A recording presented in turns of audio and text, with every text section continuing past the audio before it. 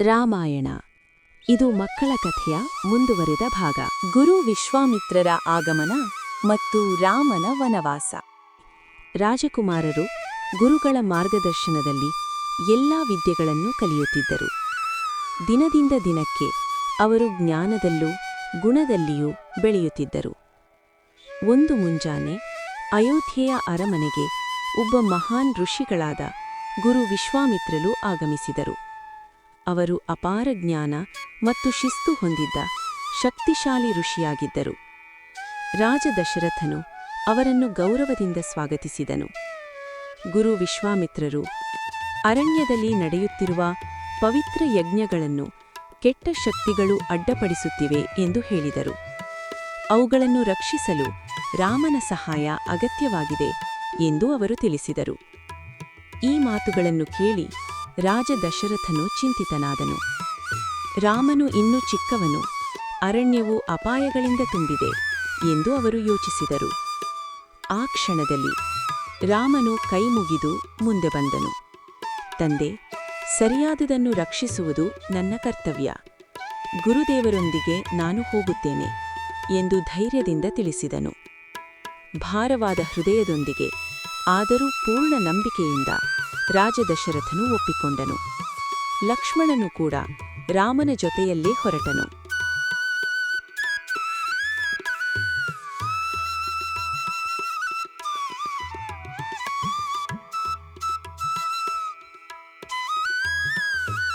ಅರಣ್ಯದಲ್ಲಿ ಗುರು ವಿಶ್ವಾಮಿತ್ರರು ರಾಮನಿಗೆ ಅನೇಕ ಪಾಠಗಳನ್ನು ಕಲಿಸಿದರು. ಶಸ್ತ್ರಗಳನ್ನು ಬಳಸುವುದು ಮಾತ್ರವಲ್ಲ, ಕೋಪವನ್ನು ನಿಯಂತ್ರಿಸುವುದು, ಸಹನೆ ತಾಳುವುದು, ಎಲ್ಲ ಜೀವಿಗಳನ್ನು ಗೌರವಿಸುವುದು, ಇವುಗಳೇ ನಿಜವಾದ ಶಕ್ತಿ ಎಂದು ತಿಳಿಸಿದರು. ಶೀಘ್ರದಲ್ಲೇ ರಾಮನ ಮುಂದೆ ಮೊದಲ ದೊಡ್ಡ ಸವಾಲು ಎದುರಾಯಿತು. ತಾಟಕ ಎಂಬ ಶಕ್ತಿಶಾಲಿ ರಾಕ್ಷಸಿ ಜನರನ್ನು ಕಾಡುತ್ತಿದ್ದಳು, ಶಾಂತಿಯನ್ನು ಹಾಳು ಮಾಡುತ್ತಿದ್ದಳು. ಧೈರ್ಯದಿಂದ, ಜ್ಞಾನದಿಂದ ರಾಮನು ತಾಟಕೆಯನ್ನು ತಡೆಯಿದನು. ಇದು ಕೋಪದಿಂದ ಮಾಡಿದ ಕೆಲಸವಾಗಿರಲಿಲ್ಲ, ಇದು ಧರ್ಮವನ್ನು ರಕ್ಷಿಸಿದ ಕಾರ್ಯವಾಗಿತ್ತು.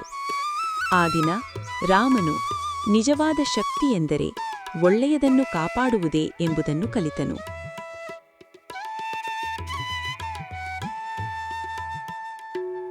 ಯಾತ್ರೆಯ ಮಧ್ಯದಲ್ಲಿ ರಾಮನು ಅಹಲ್ಯೆ ಎಂಬ ಮಹಿಳೆಯನ್ನು ಭೇಟಿಯಾದನು.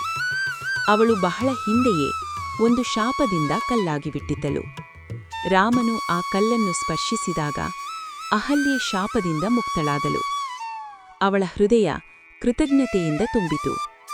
ಈ ಘಟನೆ ದಯೆ ಮತ್ತು ಪವಿತ್ರತೆ ಅತಿ ಆಳವಾದ ನೋವನ್ನು ಗುಣಪಡಿಸಬಲ್ಲವು ಎಂಬುದನ್ನು ನಮಗೆ ಹೇಳುತ್ತದೆ.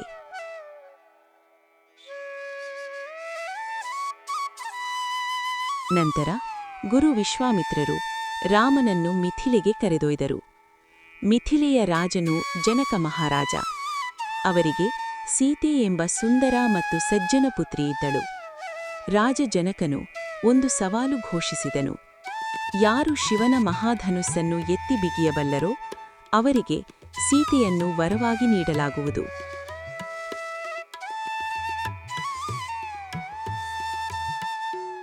ಅನೇಕ ರಾಜರು ಪ್ರಯತ್ನಿಸಿದರು, ಆದರೆ ಯಾರಿಗೂ ಸಾಧ್ಯವಾಗಲಿಲ್ಲ. ಆಗ ರಾಮನು ಶಾಂತವಾಗಿ ಮುಂದೆ ಬಂದು ಧನುಸ್ಸನ್ನು ಎತ್ತಿ ಅದನ್ನು ಬಿಗಿದನು. ಧನುಸ್ಸು ಮುರಿದು ಹೋಯಿತು. ಎಲ್ಲರೂ ಆಶ್ಚರ್ಯಚಕಿತರಾದರು. ಸೀತೆ ರಾಮನನ್ನು ತನ್ನ ವರನಾಗಿ ಆಯ್ಕೆ ಮಾಡಿಕೊಂಡಳು. ಅವರ ವಿವಾಹ ಸಂತೋಷ ಮತ್ತು ಎಲ್ಲರ ಆಶೀರ್ವಾದಗಳೊಂದಿಗೆ ನಡೆಯಿತು.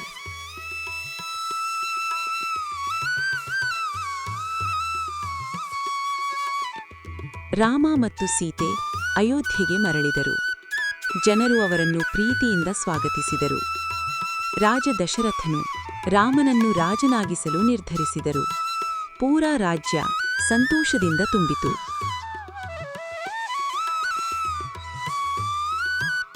ಒಂದು ದಿನ ರಾಜ ದಶರಥನು ಸಭೆಯನ್ನು ಕರೆದನು. ಮಂತ್ರಿಗಳು, ಗುರುಗಳು ಮತ್ತು ಅರಮನೆಯ ಹಿರಿಯರು ಸಭೆಗೆ ಸೇರಿದರು. ರಾಜ ದಶರಥನು ತನ್ನ ನಂತರ ರಾಮನು ಅಯೋಧ್ಯೆಯ ರಾಜನಾಗಬೇಕು ಎಂದು ಘೋಷಿಸಿದನು. ಸಭೆಯಲ್ಲಿ ಸಂತೋಷದ ನಾದ ಮೊಳಗಿತು. ಮಂತ್ರಿಗಳು ರಾಮನು ಧರ್ಮಾತ್ಮ ಮತ್ತು ಜನರ ಹೃದಯದ ರಾಜ ಎಂದು ಹೇಳಿದರು. ಈ ಸುದ್ದಿ ಶೀಘ್ರದಲ್ಲೇ ಪೂರ ಅಯೋಧ್ಯೆಗೆ ಹರಡಿತು. ಮನೆ ಮನೆಗಳಲ್ಲಿ ದೀಪ ಬೆಳಗಲಾಯಿತು. ಹೂವುಗಳಿಂದ ಬೀದಿಗಳು ಅಲಂಕರಿಸಲ್ಪಟ್ಟವು.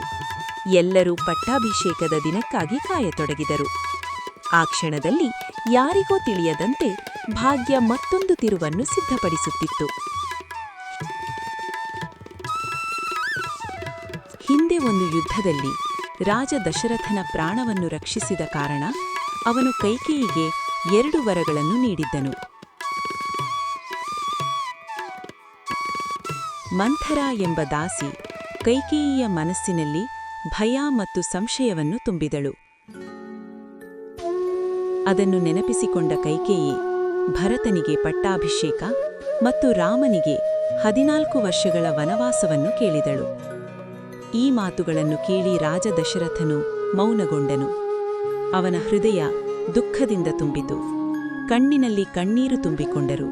ಅವನು ಮಾತಾಡಲು ಶಕ್ತನಾಗಲಿಲ್ಲ. ತನ್ನ ವಚನವೇ ಅವನನ್ನು ಬಂಧಿಸಿತು. ರಾಮನು ಇದೆಲ್ಲವನ್ನು ಶಾಂತ ಮನಸ್ಸಿನಿಂದ ಕೇಳಿದನು. ಅವನ ಮುಖದಲ್ಲಿ ಕೋಪವೂ ಇರಲಿಲ್ಲ, ಅಸಮಾಧಾನವೂ ಇರಲಿಲ್ಲ. ತಂದೆಯ ವಚನವನ್ನು ಪಾಲಿಸುವುದೇ ತನ್ನ ಧರ್ಮವೆಂದು ನಿರ್ಧರಿಸಿದನು. ಆದ್ದರಿಂದ ವನವಾಸಕ್ಕೆ ಹೋಗಲು ಒಪ್ಪಿಕೊಂಡನು. ಸೀತೆ ರಾಮನ ಮಾತನ್ನು ಕೇಳಿ ತನ್ನ ಸ್ಥಾನವು ಅರಮನೆಗಿಂತ ರಾಮನ ಜೊತೆಯಲ್ಲೇ ಇದೆ ಎಂದು ತಿಳಿದಳು. ಅವಳು ರಾಮನ ಜೊತೆ ಹೋಗಲು ದೃಢವಾಗಿ ತೀರ್ಮಾನಿಸಿದಳು. ಲಕ್ಷ್ಮಣನಿಗೂ ರಾಮನನ್ನು ಬಿಟ್ಟು ಇರಲು ಮನಸ್ಸಾಗಲಿಲ್ಲ. ಯಾವ ಸಂಕಷ್ಟದಲ್ಲೂ ರಕ್ಷಿಸುವೆನೆಂದು ಅವನು ಪ್ರತಿಜ್ಞೆ ಮಾಡಿದನು. ರಾಮ, ಸೀತೆ ಮತ್ತು ಲಕ್ಷ್ಮಣನು ಅರಮನೆಯಿಂದ ಕಾಡಿನತ್ತ ಹೊರಟರು. ಜನರ ಕಣ್ಣಿನಲ್ಲಿ ಕಣ್ಣೀರು ತುಂಬಿತು.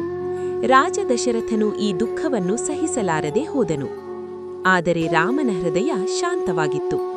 ಇದು ಶಿಕ್ಷೆಯಲ್ಲ, ತನ್ನ ಕರ್ತವ್ಯದ ದಾರಿ ಎಂದು ಅವನು ಅರಿತಿದ್ದನು. ಈ ಮೂಲಕ ರಾಮನ ಅರಣ್ಯ ಯಾತ್ರೆ ಆರಂಭವಾಯಿತು.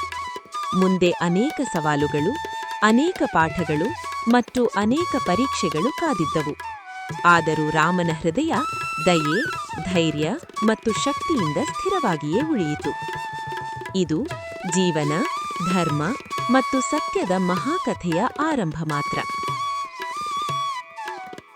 ಮುಂದಿನ ಭಾಗದಲ್ಲಿ ನಾವು ಈ ಕಥೆಯನ್ನು ಮುಂದುವರಿಸೋಣ. ರಾಮಾಯಣ ಮಕ್ಕಳ ಕಥೆ.